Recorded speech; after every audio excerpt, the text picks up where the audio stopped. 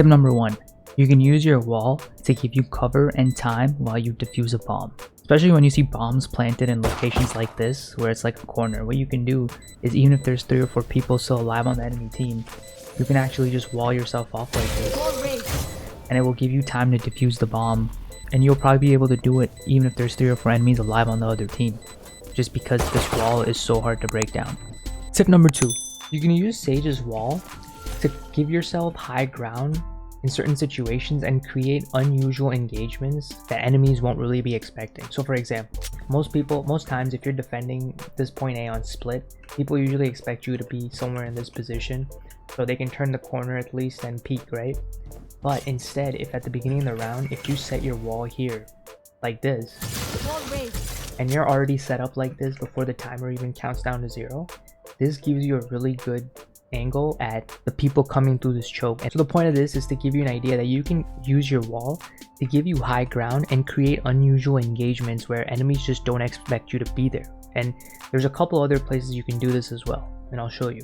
Here's another spot on split which is near point B, where you can kind of set up this type of wall where it creates an unusual engagement, because most times people are going to come through that choke right there. So what you can do is you can put a wall right here, and this just gives you a perfect angle to get people when they're walking through this choke. And from the other side, you can barely see your head, so it works really well. Here's another spot on Haven that gives you the advantage in certain engagements because it's something that enemies won't expect. What you're gonna do is you're gonna get on this ledge and you're gonna get on the boxes over there. So you're gonna have a run up start like this, right? Once you get to these boxes, you're gonna put your wall and you're gonna set up right here. So you're gonna make sure when you do these walls, you do them when there's like 0 seconds left on the countdown timer, because that way the wall stays up for the maximum amount of time during the fight. So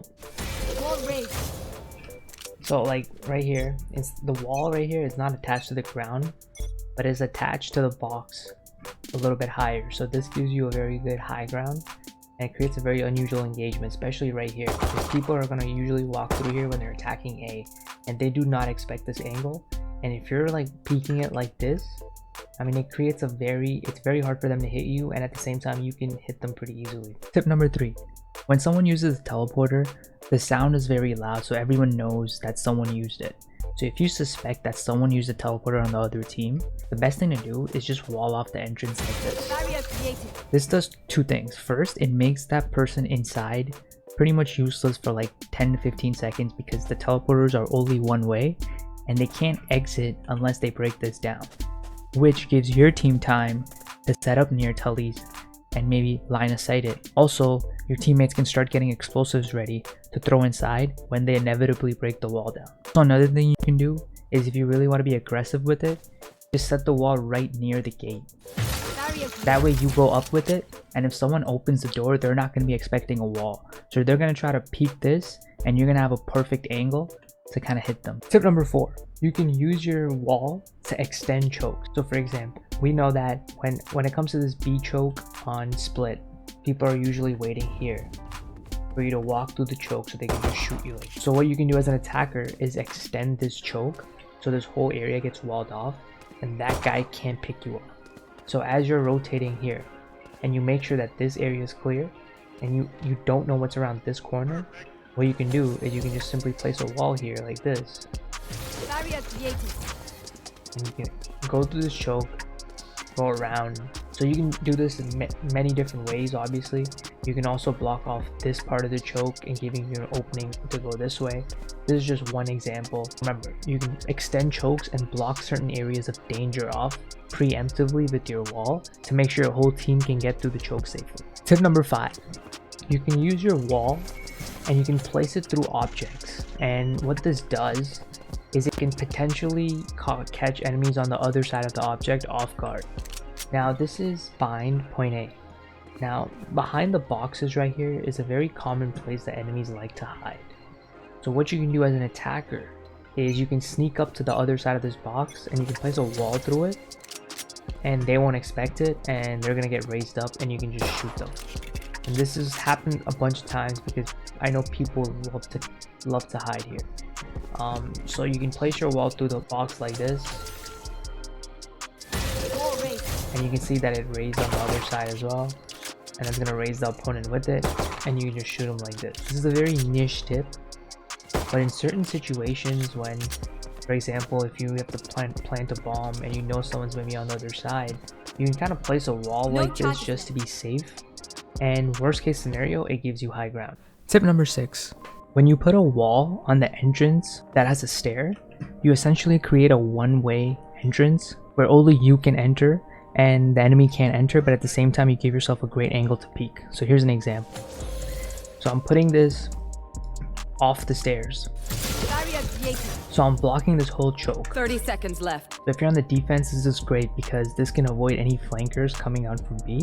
And so I'm blocking this whole entrance of anyone trying to get to A, and at the same time I'm giving myself a peek. So if anyone's trying to flank, I can get that. Worst case scenario, this is a great way to prevent flanks. 10 seconds left. And also, if you're watching over A, you can do so with confidence because you know that this area is blocked. You can do this in a couple different places. So the last spot I showed you was near A. This spot is like right in the middle of the map. So again, there's an entrance and there's a staircase. So all you do is you go on the top side of the staircase and you put a wall that's going to block this whole entrance right here. So no one can get in from here and no one's gonna be able to climb up the stairs and get through there. So you can actually block it like this, or you can actually, even better, you could block it diagonally. So no one can even really challenge the staircase. And you put the wall up and you try to keep it as low as possible. So now, like, this has blocked this entire choke, and this is a critical choke. There's a lot of people that will try to flank B from here, and you know, they're gonna see this wall, they're gonna get caught off guard, and they might just kind of wander in this area. And if you're peeking from here, this is a great way to just kind of pick some people off. And at the same time, if enemies actually decide to actually go long left. B, you have cover at the back knowing that you're safe. So blocking off chokes near stairs is a terrific way to kind of create a one-way choke where you have protection, and at the same time you can have a great advantage when it comes to peeking. Alright guys, thanks for watching these 5 tips. Let me know what you think of this. Remember, you can follow me on Twitch. I'm streaming Valorant regularly. Remember to leave a like, hit that sub button. Let me know what you think in the comment section down below. Thanks for watching guys. I'll see you next time.